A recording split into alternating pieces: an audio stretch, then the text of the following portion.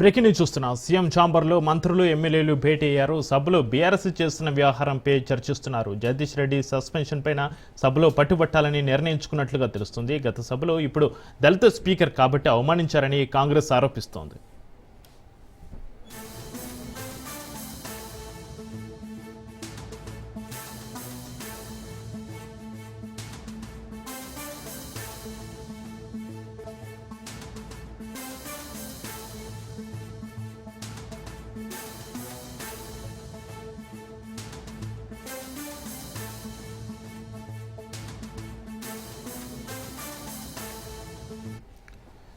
CM ఛాంబర్లో మంత్రులు ఎమ్మెల్యేలు భేటీ అయ్యారు. సభలో బీఆర్ఎస్ చేసిన వ్యవహారంపై చర్చిస్తున్నారు. జగదీష్ రెడ్డి సస్పెన్పై సభలో పట్టుబట్టాలని నిర్ణయించుకున్నట్లుగా తెలుస్తుంది. గత సభలో ఇప్పుడు దళిత స్పీకర్ కాబట్టి అవమానించారని కాంగ్రెస్ ఆరోపిస్తోంది.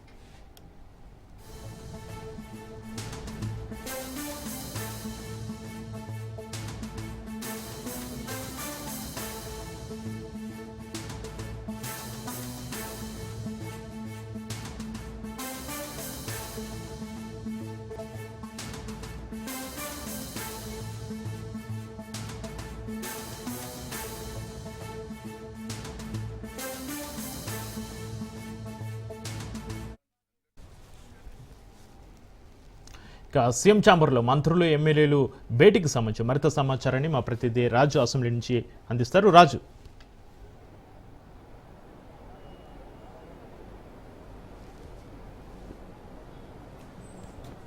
ఎస్ చక్రి, అసెంబ్లీలో ఈరోజు ఉదయం ఏదైతే గవర్నర్ ప్రసంగంపై ధన్యవాద తీర్మానం తెలిపే ఏదైతే చర్చ జరుగుతూ ఉందో ఈ చర్చలో ఇటు అధికార కాంగ్రెస్ పార్టీ అదేవిధంగా ఇటు ప్రతిపక్ష బీఆర్ఎస్ పార్టీ నేతల మధ్య అయితే ఒక మాటల యుద్ధం కొనసాగుతుందని చెప్పొచ్చు. ఎందుకంటే ఈరోజు ధన్యవాద తీర్మానానికి సంబంధించి చర్చ సందర్భంగా ఈరోజు ఇటు బీఆర్ఎస్ సంబంధించినటువంటి మాజీ మంత్రి జగదీశ్వర్ రెడ్డి మాట్లాడుతూ అదేవిధంగా ఆయనకు కౌంటర్గా ఇటు ప్రస్తుతం మంత్రిగా ఉన్నటువంటి కోమటిరెడ్డి వెంకటరెడ్డి మధ్య మాటల యుద్ధం కొద్దిసేపు కొనసాగింది. ప్రధానంగా గతంలో 10 సంవత్సరాలు కూడా అధికారంలో ఉన్నటువంటి బీఆర్ఎస్ పార్టీ ఏ రోజు కూడా రైతులకు కానివచ్చు, అదేవిధంగా ఇచ్చిన హామీలు కానివచ్చు, ముఖ్యంగా దళితుల విషయంలో కావచ్చు, దళితులకు 3 ఎకరాలు ఇస్తామని కావచ్చు, దళిత సీఎంని చేస్తామని చెప్పి ఏదైతే మాట ఇచ్చడం జరిగిందో ఆ మాట నిలబెట్టుకోలేదు. గతంలో బీఆర్ఎస్ పార్టీ అన్ని వర్గాలను మోసం చేసిందని చెప్పేసి కూడా ఇటు కోమటిరెడ్డి వెంకటరెడ్డి వ్యాఖ్యానించడం జరిగింది. అయితే దానికి కౌంటర్గా ఆయన మాట్లాడుతూ జగదీశ్వర్ రెడ్డి మాట్లాడుతూ ఖచ్చితంగా గతంలో బీఆర్ఎస్ సర్కార్ అన్ని వర్గాలకు న్యాయం చేసింది.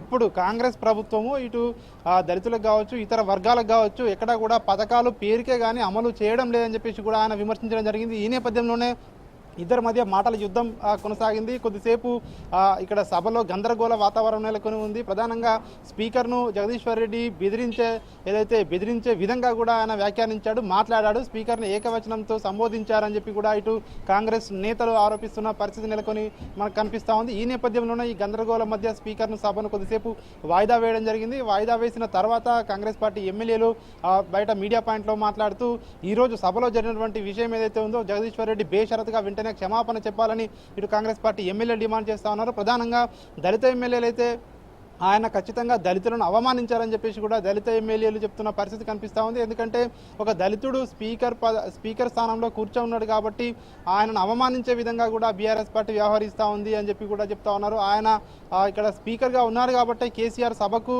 రావడం లేదు అని చెప్పి కూడా ఆయన ఇటు కాంగ్రెస్ పార్టీ ఎమ్మెల్యేలు విమర్శించిన పరిస్థితి కనిపిస్తూ ఉంది. అదేవిధంగా ఖచ్చితంగా ఆయనను సస్పెండ్ చేయాలని చెప్పి కూడా ఇటు మెజారిటీ కాంగ్రెస్ పార్టీ ఎమ్మెల్యేలు డిమాండ్ చేస్తున్న పరిస్థితి కనిపిస్తూ ఉంది. కొద్దిసేపటి క్రితమే సీఎం ఛాంబర్లో ఎమ్మెల్యేలు, మంత్రులు, కాంగ్రెస్ పార్టీకి సంబంధించినటువంటి ప్రజాప్రతినిధులు భేటీ కావడం జరిగింది. ఈ అంశంపై చర్చించడం జరిగింది. జగదీశ్వర్ రెడ్డి ఈరోజు సభలో వ్యవహరించిన తీరు ఏదైతే ఉందో ఖచ్చితంగా దళితులను అవమానించే విధంగా ఉంది. స్పీకర్ స్థానాన్ని అవమానించే విధంగా కూడా జగదీశ్వర్ రెడ్డి ఈరోజు ఆయన సభలో వ్యవహరించారని చెప్పి ఇటు కాంగ్రెస్ పార్టీ ఎమ్మెల్యేలు డిమాండ్ చేస్తూ ఉన్నారు. ప్రత్యేకంగా స్పీకర్తో కూడా ఈ మంత్రులు అదేవిధంగా ఎమ్మెల్యేలు కూడా భేటీ కావడం జరిగింది. ఆయనపై చర్యలు తీసుకోవాలని చెప్పి కూడా ఇటు కాంగ్రెస్ పార్టీ ఎమ్మెల్యేలు కోరుతా ఉన్నారు. మరొక వైపు ఇదే విషయాన్ని ప్రస్తుతం సభానాయకుడు సభలో లేడు, ప్రస్తుతం సీఎం రేవంత్ రెడ్డి ఢిల్లీలో ఉన్నారు కాబట్టి ఈ విషయాన్ని ఫోన్ ద్వారా శాసనసభ వ్యవహారాల శాఖ మంత్రి శ్రీధర్ బాబు ఫోన్ ద్వారా తెలియజేయడం జరిగింది.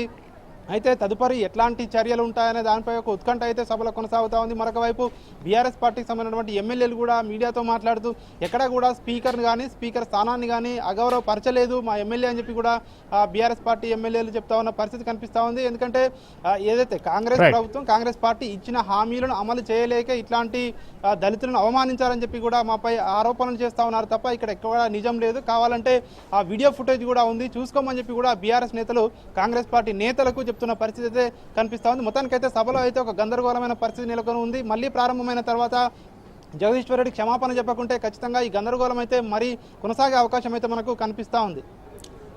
Right, thank you Raju.